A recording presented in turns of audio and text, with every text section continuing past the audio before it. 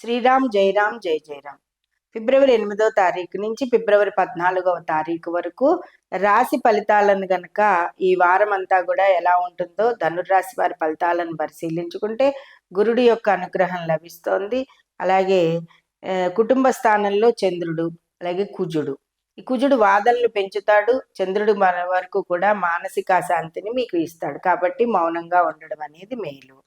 ఇక అనేక ప్రణాళికలు వేసుకుంటూ ఉంటారు. శుభకార్య నిమిత్తాలకైను, గృహ నిర్మాణాలకై, అలాగే ధనం నిల్వల కోసం, వీటికై ఇవన్నీ ప్రణాళికల్లోనూ కూడా మీరు జయం సాధిస్తారు. ఉద్యోగంలోనూ వ్యాపారంలోనూ కొంత నత్తనడకగా ఉన్నా కూడా ధైర్యంగా మీరు ముందడుగు వేసి మొత్తానికి మీదే పైచేయిగా అక్కడ నిరూపించుకుంటారు. చుట్టాలతోటి, బంధుమిత్ర సపరివారంతో కాస్త జాగ్రత్తగా మసులుకోవడం అనేది మంచిది. వారందరి మధ్య ఉన్నప్పుడు కూడా మీరు మౌనంగా ఉండడం అనేది మంచిది. భార్యాభర్తల మధ్య ఆనుకూల్యత సిద్ధిస్తుంది, అనుకూలంగానే ఉంటారు. నూతనంగా యువతీ యువకులకు వివాహాలు కుదిరే అవకాశం కూడా మీకు ఉంది.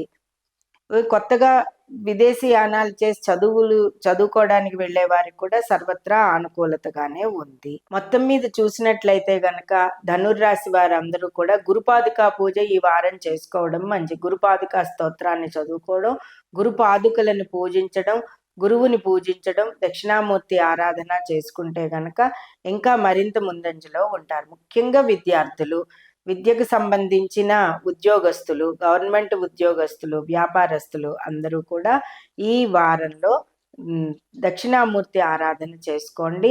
అలాగే ప్రతినిత్యం మీరు ఏ దేవతార్చన చేసుకున్నా కూడా ఓం మేధా దక్షిణామూర్తియే నమః అనే నామస్మరణని మననం చేసుకోవడం వల్ల కొంత మానసిక శాంతి చేకూరుతుంది.